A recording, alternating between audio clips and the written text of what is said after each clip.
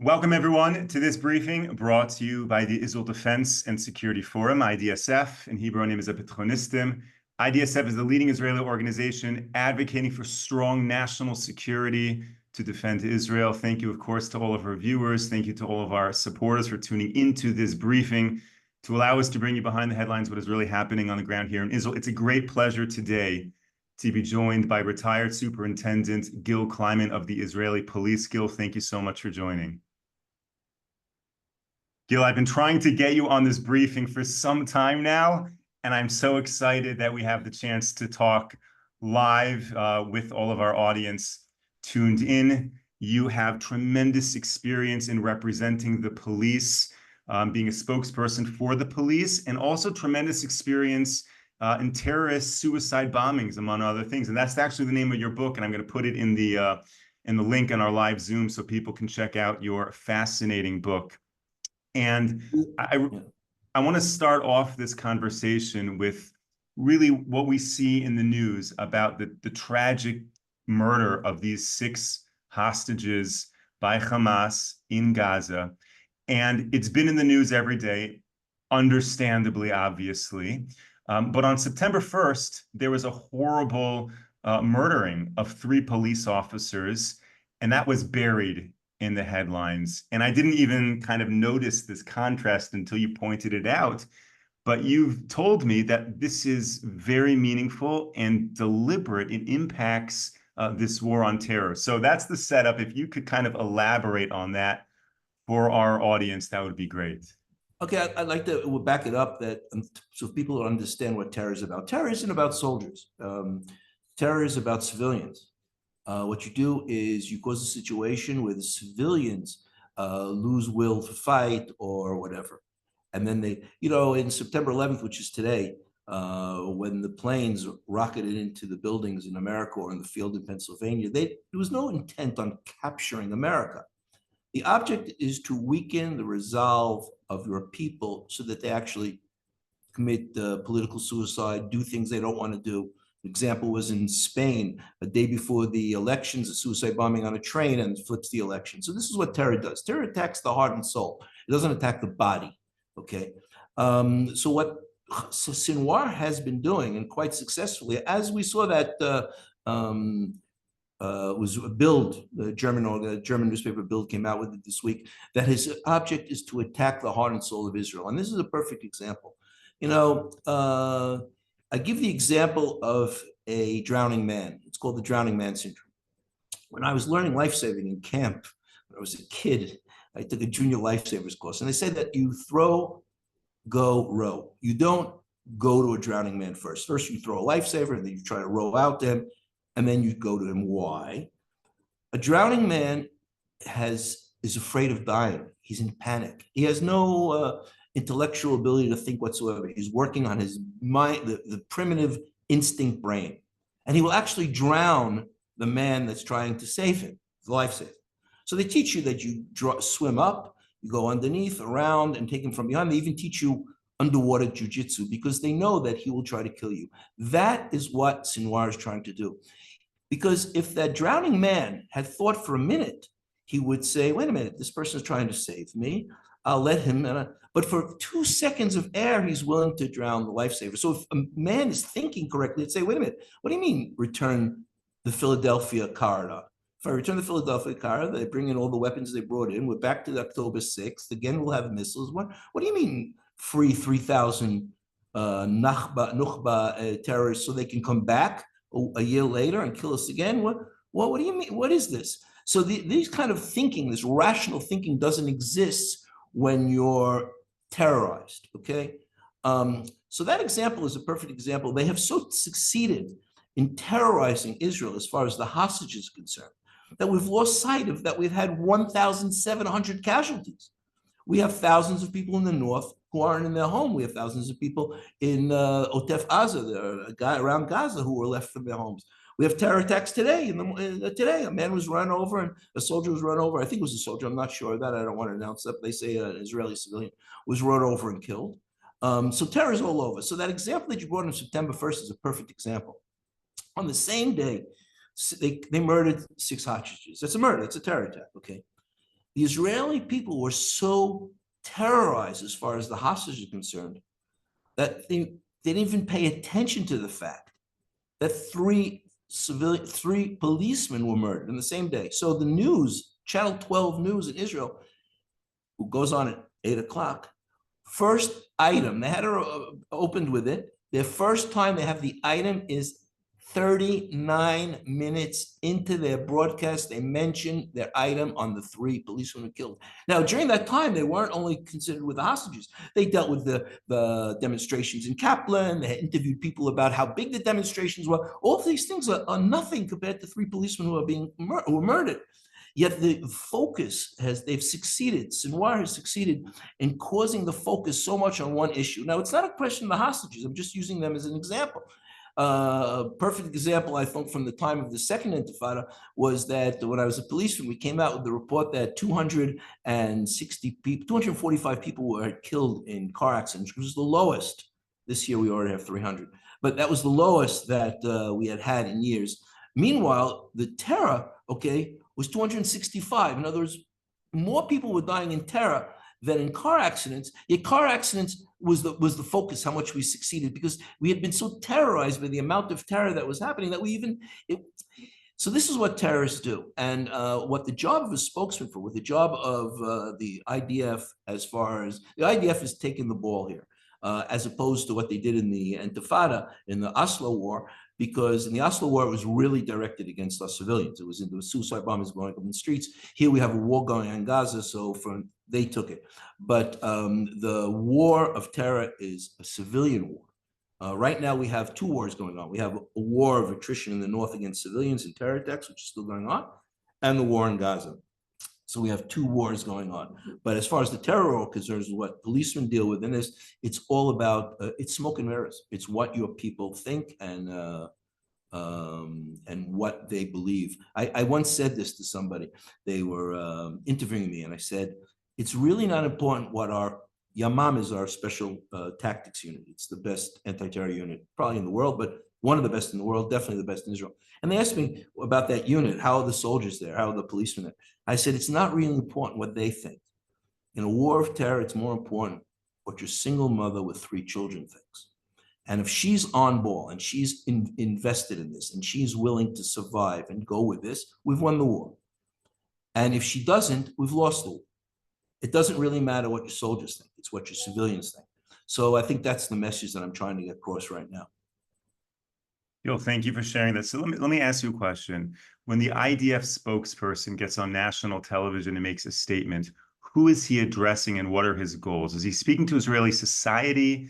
Is he sending a message to the enemy? And then can you contrast that to a police spokesperson? What is the messaging of a police spokesperson? All right, the rule of spokesmanship is that you represent, you're like a lawyer. You're a lawyer in the court of public opinion, and you're representing your client.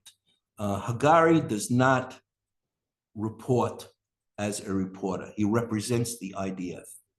He believes that what's good for the IDF is good for the people of Israel, but he represents the IDF. So there will be certain times where, for instance, there was a case that I've heard about where one of the terrorists that they had killed had been released during the Gilad Shalit, or was a member of the Palestinian Authority. That he won't mention, for instance. So he won't purposely look for things that will hurt his political case. He doesn't lie at all. He tells exactly the truth. But the truth is what the IDF wants to say. Same thing with the police. My opinion, when I spoke to the world, because that's what I was, the foreign press spokesman, was I represent the police. If the police are strong in this war, we will win.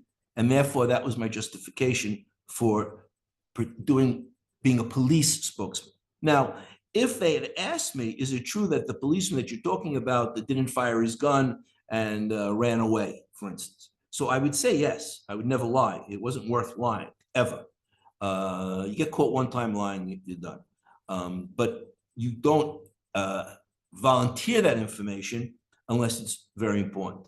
So the object, I think the CNN, when I left, you can find this on YouTube. CNN did I think I'm the only spokesman. I'm, how do they say, shaking my own hat, waving my own flag.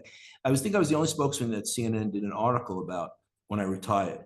And the way she says it in the CNN article when I retired, I think it's on YouTube if you type in Gil Kleiman spokesman. She says, the voice of calm. And that was my job. And that's the job of a spokesman. That's what Hagari does too.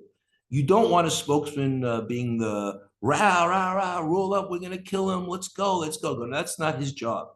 His job is to try to calm, limit the damage, smooth things out, because he knows that a calm society will win terror.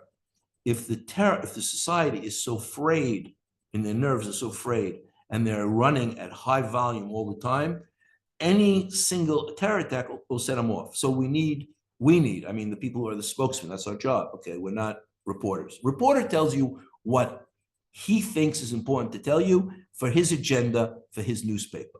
That's different from a spokesman. Spokesman isn't a reporter. He's dealing with a public. The public is his target audience, and he talks to them. Because I was dealing with the foreign press, my target was foreign press. What they used to call hasbara. I don't like hasbara. I don't like that word because they say hasbara means to explain. And my mother used to say, if you have to explain, you did something wrong. You know, so I don't explain. I advocate. I'm an advocate. So, but yes, Hagari is speaking to the Israeli people, knowing that the foreigners are also listening. You can't, in today's communication age, you can't say one thing to one person, one thing to another. But his object audience, his target audience are the Israelis, yes. And he represents the IDF. Okay, not the government, IDF. In the early days of this war, the country was really gripped by a sense of shock and fear. And perhaps as a result, there was an overwhelming sense of unity. And now we're seeing that unity erode. These protests are coming back to the streets of Tel Aviv because we don't feel on a daily basis that terror, so to speak. So you're suggesting that the goal of the spokesperson is to calm the nation, but the flip side of that is if we're too calm, we somehow learn to fight with ourselves instead because we don't recognize the true enemy. So what is the balance? Balance is this. When I say calm, I mean you don't want them to be the drowning man, okay? You don't want them to be so afraid that, look, I'll give you an example of the hostages. The hostages were become the focal point of this war from the terror aspect, okay? Terror, it's a terror effect. And they've become the focal point. And because of that, we've become tunnel visioned. I just realized that connection. It's an interesting connection, but we've become totally focused on the hostages. So it's become to the point where we're afraid. Our nerves are frayed as far as the hostage is concerned. So Sinwar knows that if he kills a hostage, it breaks news, demonstrations, Bibi has to leave, new government. It doesn't immediately. What I mean calm is you don't want them to have that effect. You want them to have the normal effect of when someone dies. Mourning, advocacy, you have to be strength. That's what you want from these attacks. You don't want to have these attacks fray them. So when I say normal, I don't mean complacent.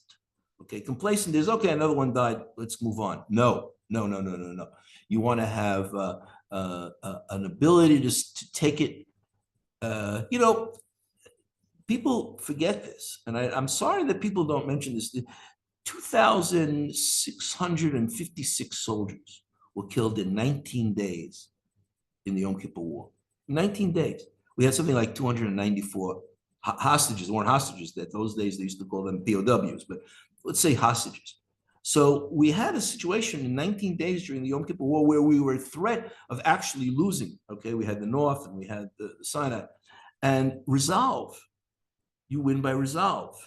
Okay, you don't break down. Those hostages, those POWs were for a year in Syria and in Egypt. Now, of course, we were dealing with the government. Okay, so we were dealing with the government of Egypt, and we had the UN and the United States backing. So it was a very different situation, not like we have today. But there was a situation where we stood with this. We've been through rougher times. I hate to say this. They say the difference between a banana, when someone slips on a banana, that between a joke and a tragedy. If it happens to someone else, it's a joke. If it happens to you, it's a tragedy. So I'm not speaking for the family of the hostage. If God forbid it should ever happen to anybody that we know, I do know, but I'm saying if it happened to me, then of course my situation is emotional and not rational. I would become the drowning man, which I understand, but I'm not a drowning man. I actually have the ability to look at this rationally. So we've been through worse times. I think that the number for the Independence War was out of a population of 600,000, we had 6,000 dead. That's 1% of our population. And that was a year, by the way. So there's no question that the resolve, we have to push resolve. We have to push resolve. If I would have been a spokesman today in the Israel police, that's what I would have been every single time. And I've said that. I remember my first spokesman time. They had suicide bomber blew up on Nevi'im Street and outside a Catholic school, I think, or a Greek Orthodox school, and he killed some people. And they said, so how long is this going to go on? And I had been new on the job. I had only been on the job for a month, and the war had only started for about a month. The war had been going on maybe for a couple of months. And I said, we will do this as long as it takes. That's it. That's the answer. So I look at it quite differently. I've been through a lot of experiences. I went to 48 suicide bombings. People say, how many suicide bombings have you been to? And I've physically, not covered, I've covered hundreds of terror attacks, both as a bomb technician and both as a homicide investigator and security division of the Israeli police and as a spokesman working for the commissioner. But I was at 48 suicide bombings. And so they said, well, what did you learn from that? I said, I learned it's all about resilience. It's all about resilience. We can weather this. People will die. And you have to talk to people like adults. I found that if you speak to people like adults and you tell them the truth, they will be able to deal with it. If you baby them, they become babies and they can't deal with it. So it's resolved. Kaplan was kidnapped by certain people for the hostages were kidnapped for certain political motives. I think that's backfired as far as they're concerned. As a matter of fact, I saw a announcement. I don't know if they actually came out with it, that they are against returning Philadelphia now after the murder of the six.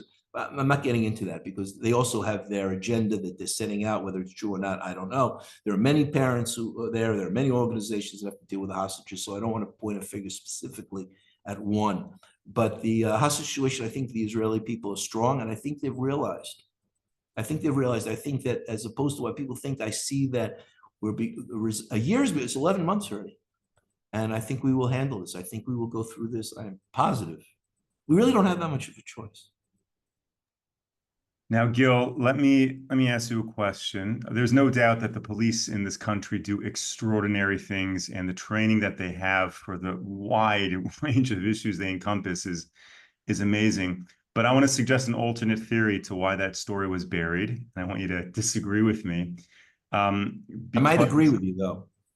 Well, I might agree with you. Okay, but I'll try to disagree. The alternate reason why maybe that story was sadly buried, so to speak, is because unfortunately the police in this country don't have that same hero reputation that the army has. So when army soldiers tragically die, it's headlines, and when police die, people don't value the police. I want you to respond to that claim. Okay, I first of all, I can't respond negatively because I agree with you. There's a hierarchy in the security establishment. I think it goes Army, Mossad is way up there. Okay, Mossad is way up, but they're not in the public face. So it's Army, Shabak, police, prison service, fire department, and Magen David Adom. Those are the big. That's the big breakup. Now, the police are an organization very different from the Army. The Army, I don't like using this word, but they're really professional. They're police. The Army is different from the police in the sense that the Army, what happens in Israel? You're 18, you go into the Army, you serve your 3 years, or maybe another 2 years, 3 years as get up to the rank of first lieutenant, captain, and you leave. And you leave the Army in the hands of professional career officers who make a lot of money, and it's a good job, and they enjoy it. And so there's a difference between the soldiers, sergeants, low level, up to maybe majors who are civilians and then go out and return as reserves, and the leaders, the bosses who are in the Army. So the Army has developed into a elitist society. I mean, they actually have their own system. They actually control the Army. They don't have feedback from their soldiers. They don't have soldiers. They have reservists who come only when there's a war, and they have conscripts who in and out. The police is very different. The police is really a mirror of Israeli society because the policeman goes in as a private, whatever, first sergeant, second sergeant, and he stays in the police. So the generals in the police have to deal with policemen who have been in the job for 20 years in the same organization and know them. I mean, I know the chief of police today, Danny Levy, we were in the same room in officer school. So if I had been still in the police, the commissioner, I knew him. Why do I know him? We got up in the morning, we shaved together, we brushed our teeth together. This is the army. So the army has a very elitist type of attitude, and the Israelis love the army.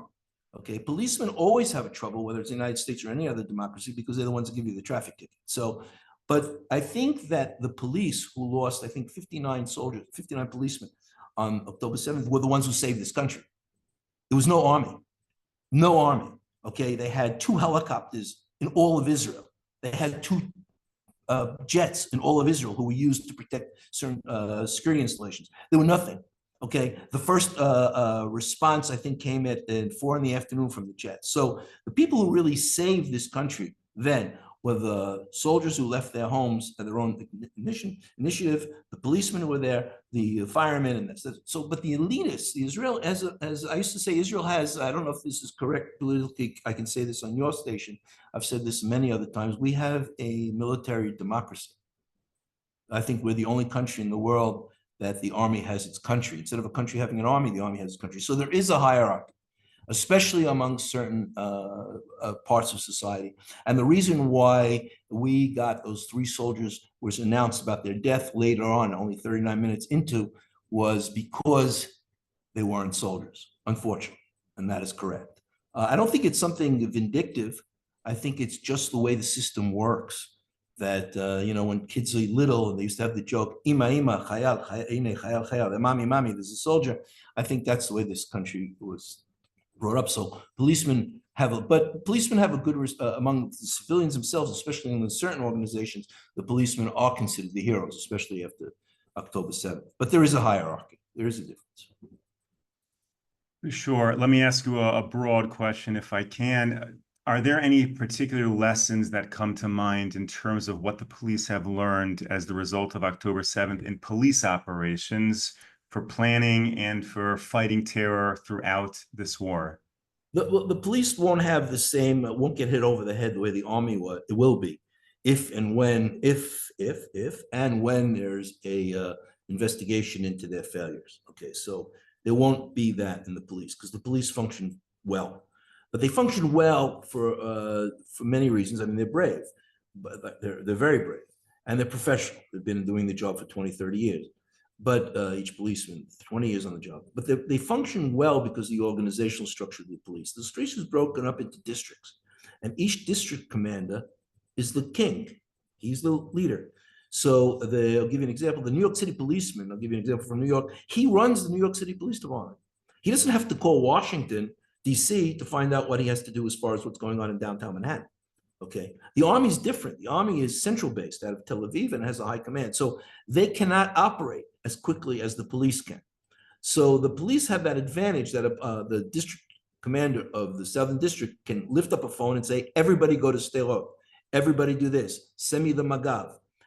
So that was the advantage for the immediate response. So I think what the police learned at the police level, okay, at the police level, is that when push comes to a shove, it's going to be the policemen who are going to protect you, not the soldiers. I say that many times. People are saying about police in the streets, and I tell this all the time. If you're in your apartment on the 3rd floor, and there's a policeman standing at the entrance to your building, and somebody shoots you in your apartment, the fact that you have a policeman 3 stories down isn't going to help you. For those initial minutes, you are responsible. Extend that. For the initial 5 minutes, 10 minutes, hour, it's the police and you who are responsible. And only when the hours tick by will the army come to respond.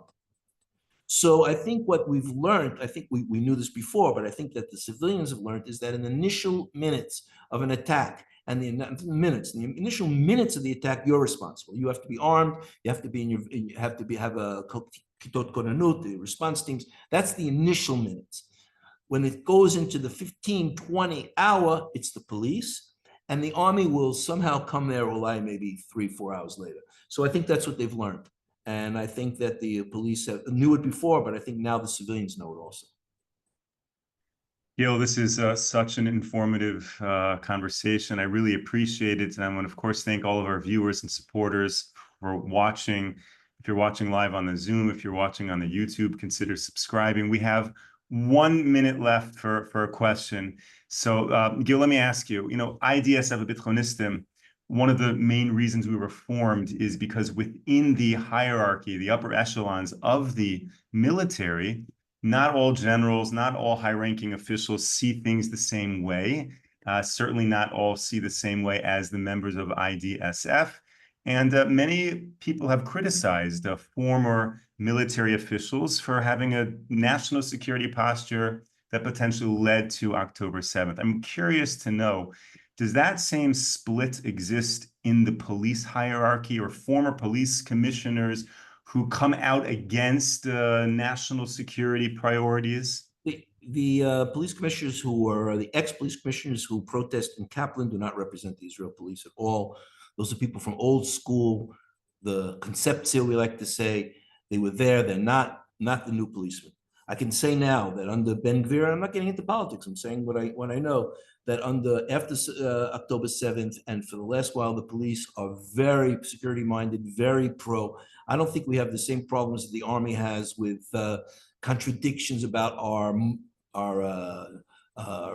task, whether we're here to support the Arabs. No, I think the Israel police are really right on. I think the policemen are on. We see the conflict that Ben Gvir has and the commissioner has as far as the branches, we like to say, the people of the conspiracy with regard to Suiza, who they don't want to advance in rank. And with this. So no, the police are totally on. If you want a security-oriented, pro-Israel, no bones about it, you'll find it in the Israel police. That's definitely, we don't have the problems that the army has.